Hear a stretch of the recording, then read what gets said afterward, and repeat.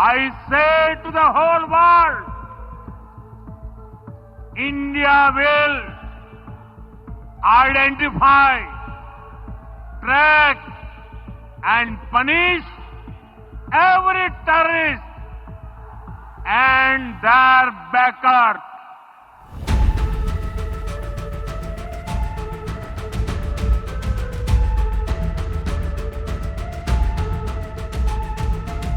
Hello friends, కాస్త అర్థమయ్యే భాషలో మాట్లాడుకుందాం.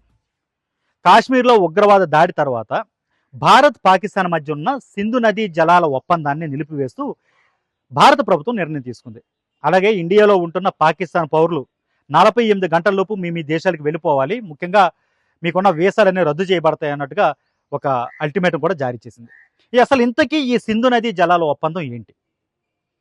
బాగా అర్థమయ్యేలాగా మాట్లాడుకుందాం. 1947లో ఇండియా నుండి పాకిస్తాన్ వేరుపడిపోయిన తర్వాత ఈ రెండు దేశాల మధ్య ప్రవహించే ప్రధానమైన నదులు సింధు నది, దాని ఉపనదులు 5: చెనాబ్, సట్లెజ్, బియాస్, రావి, జీలం. ఈ 5 ఉపనదులని అలాగే సింధు నదిని కలిపి ఆ జలాలు ఎలా విభజించుకోవాలనే దాని మీద 9 ఏళ్ల పాటు చర్చలు జరిగాయి. భవిష్యత్తులో ఎలాంటి ఇబ్బందులు తలెత్తకుండా ప్రపంచ బ్యాంక్ అలాగే ఇతర పెద్దలు అందరూ కలిపి ఒక మంచి నిర్ణయం తీసుకున్నామని చెబుతూనే ఈ నదీ జలాల్ని ఎలా వాడుకోవాలనే దానిపైన కొన్ని గైడ్లైన్స్ ఇచ్చాయి. వాటిని బాగా చర్చించిన తర్వాత భారతదేశ ప్రధాని అప్పట్లో జవహర్లాల్ నెహ్రూ, పాకిస్తాన్కి అధ్యక్షుడు ఆయూబ్ ఖాన్ ఇద్దరు కూడా 1960లో ఒక ఒప్పందం మీద సంతకం చేశారు. దీన్నే సింధు నదీ జలాల ఒప్పందం అంటారు. ఈ రెండు దేశాల మధ్య అంటే తూర్పు వైపుకు ఉండే నదులు, పశ్చిమ వైపుకు ఉండే నదులు, అంటే ఇండియా వైపు ఎక్కువగా ప్రవహించే నదులు, పశ్చిమాన పాకిస్తాన్ వైపు ఎక్కువగా ప్రవహించే నదులు ఏవైతే ఉన్నాయో ఆ లెక్కనే ఆ నదీ జలాలు వాడుకోవాలని ఒక డెసిషన్ తీసుకున్నారు. సమానంగానే విభజించమని చెప్తున్నారు, కానీ నిజానికి 30% అంటే టోటల్ ఈ నదీ వ్యవస్థలో సింధు నది, దాని 5 ఉపనదుల వ్యవస్థలో భారతదేశం 30% వాడుకుంటుంది నదీ జలాల్ని, ఒక 70% వరకు కూడా పాకిస్తాన్ వాడుకుంటుంది. ఆ యాంగిల్లో చూస్తే పాకిస్తాన్కి కాస్త ఎక్కువ లాభం జరిగింది. అయినప్పటికీ కూడా మానవతా దృక్పథంతో భారతదేశం దాని మీద సైన్ చేసింది. చీనాబ్, జీలం, సింధు నది ఈ 3 కూడా పాకిస్తాన్లో ఎక్కువగా ప్రవహిస్తుంటే మిగిలినవి రావి, సట్లెజ్ నదులు మన వైపు ఎక్కువగా, బియాస్, ఈ 3 నదులు మన వైపు ఎక్కువగా ప్రవహిస్తున్నాయి ఇండియా వైపు. సో ఈ నదీ జలాలను అలాగే వాడుకుంటున్నాయి. అయితే ఈ నదీ జలాలను వాడుకుని పాకిస్తాన్లో ఎక్కువగా తాగునీటి అవసరాలతో పాటుగా సాగునీటి అవసరాలు, అన్నిటి మించి గోధుమ, వరి, పత్తి ఇవి ఎక్కువగా పండించుకుంటుంది.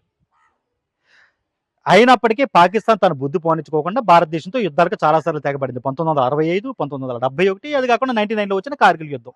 ఇవి కాకుండా అడపాదడపా తమ ప్రేరేపిత ఉగ్రవాదులతో చేయించే దాడులు, సైనికుల మీద కావచ్చు, బిఎస్ఎఫ్ మీద కావచ్చు, అలాగే ఈ అమర్నాథ్ లాంటి యాత్రలకు వెళ్ళే యాత్రికుల మీద జరిపించిన దాడులు కావచ్చు, ఇలాంటి చాలా ఆరోపణలు పాకిస్తానే చేసిందని భారతదేశం చెబుతూ ఉంటుంది, ఆధారాలు చూపిస్తూ ఉంటుంది. ఎంత ఉద్రిక్త పరిస్థితుల్లోనూ సింధు నదీ జలాల ఒప్పందాన్ని ఎప్పుడూ భారతదేశం రద్దు చేయడమో నిలిపివేయడమో చేయలేదు. మానవతా దృక్పథంతో ఆలోచిస్తూ వచ్చింది. కానీ ఇప్పుడు పరిస్థితి చేయి దాటిపోయింది.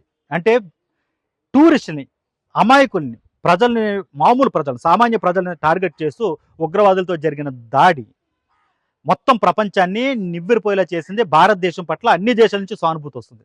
ముఖ్యంగా ఎప్పుడు భారతదేశానికి సంబంధించి కారణాలు చేయాలని ప్రయత్నించి, అంటే మా వైపు మీరు ఉండాలి, మా వైపు మీరు ఉండాలంటూ అటు చైనా కావచ్చు, ఇటు అమెరికా కావచ్చు, రకరకాల ఒత్తిళ్లు చేస్తుంటాయి కదా, అలాంటిదే ఆయా దేశాలు కూడా ఇంక్లూడింగ్ రష్యా, సౌదీ అరేబియా, ఇలాంటి దేశాలన్నీ కూడా భారతదేశం మీద, ముఖ్యంగా కాశ్మీర్లో జరిగిన దాడి పట్ల సానుభూతి వ్యక్తం చేస్తున్నాయి. ఇలాంటి పరిస్థితుల్లో చాలా సీరియస్ నిర్ణయాలు భారతదేశం తీసుకుంటుంది. ఇంతకింత చెల్లిస్తామని ఆల్రెడీ రాజ్నాథ్ సింగ్ లాంటి వాళ్ళు చెప్పారు. దానికి తగ్గట్టుగానే సింధు నదీ జలాల ఒప్పందాన్ని నిలిపివేసింది.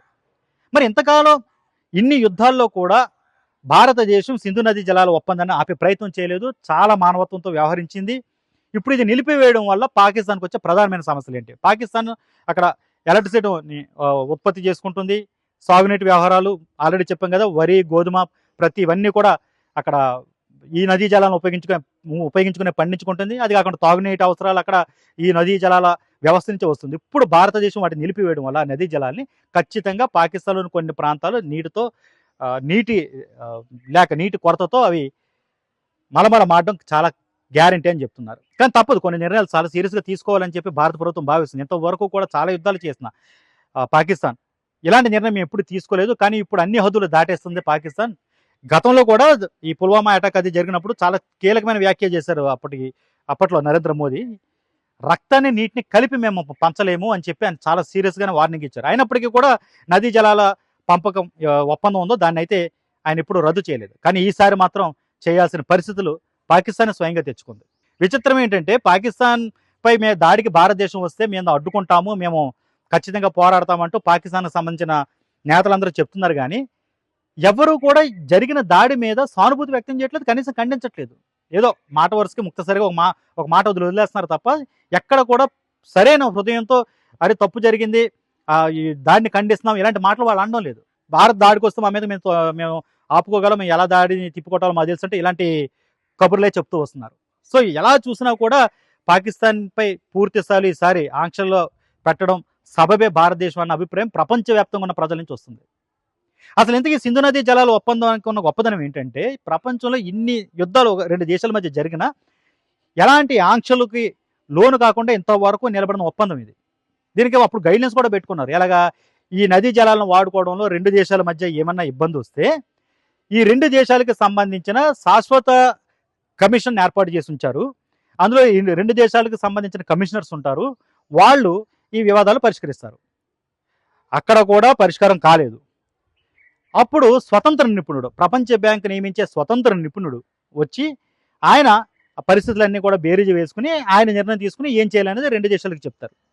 అది కూడా కుదరలేదు, అప్పటికీ ఆ వివాదం తెగలేదు. అప్పుడు ఏం చేస్తారు, స్వతంత్ర బ్యాంక్ అంటే ప్రపంచ బ్యాంక్ అనే కాకుండా ఇతర దేశాలు ఇతర పెద్దలు ఎవరైతే ఉంటారో అంటే రెండు దేశాలు ఒప్పుకునే ఈ ఇండిపెండెంట్ సభ్యులు ఎవరైతే ఉంటారో అలాంటి వాళ్ళతో నియమించబడే ఒక తాత్కాలిక కోర్ట్ ఆఫ్ ఆర్బిట్రేషన్ అంటారు.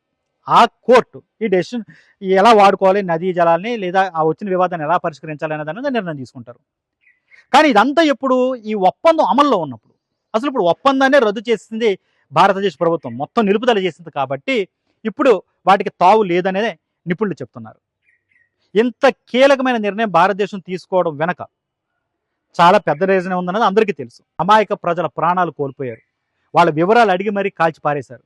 పోయి మోడీకి చెప్పుకుంటూ ఆ చనిపోయిన వాళ్ళ కుటుంబీకులతో ఆ ఉగ్రవాదులు చెప్పారు. ఇలాంటి వీళ్ళందరికీ స్వర్గధామంగా పాక్ ఆక్యుపైడ్ కాశ్మీర్ POK ఉంది. ఇటీవలే అక్కడ లష్కర్ ఏ తోయిబా కమాండర్ మాట్లాడాడు, మేము రక్తం ధారపోస్తాం, రక్తాన్ని పొంగిస్తాం, పీకల కోసం POK కోసం అంటూ రకరకాల మాటలు అయితే రెచ్చగొట్టే వ్యాఖ్యలు ఆయన చేశారు. పాకిస్తాన్ ఆర్మీ చీఫ్ అయితే కాశ్మీర్ ఎప్పటికీ మా అంతర్భాగమే అంటూ అబద్ధాలు చెప్పుకుంటూ వచ్చారు. ఇలాంటి పరిస్థితుల్లో ఈ దాడి జరిగింది, ఉగ్రవాద దాడి. సో ఇవన్నీ ఒకదానికొకటి ఇంటర్లింక్ అయి ఉన్నాయన్నమాట. ఇలాంటి పరిస్థితుల్లోనే ఈ సింధు నదీ జలాల ఒప్పందాన్ని నిలుపుదల చేస్తూ భారతదేశం నిర్ణయం తీసుకుంది. ఇది మునుముందు ఎలాంటి పరిణామాలకు దారితీస్తుందో చూడాలి. ఖచ్చితంగా ఆయా దేశాలకు సంబంధించి అంటే ముఖ్యంగా పాకిస్తాన్లో ఏ ప్రాంతాలు ఉన్నాయో సింధు నదీ జలాల ఒప్పందంపై ఆధారపడి బతుకుతున్నాయి. వాటన్నిటికైతే ఇది ఒక పెద్ద షాక్ అనే చెప్పాలి.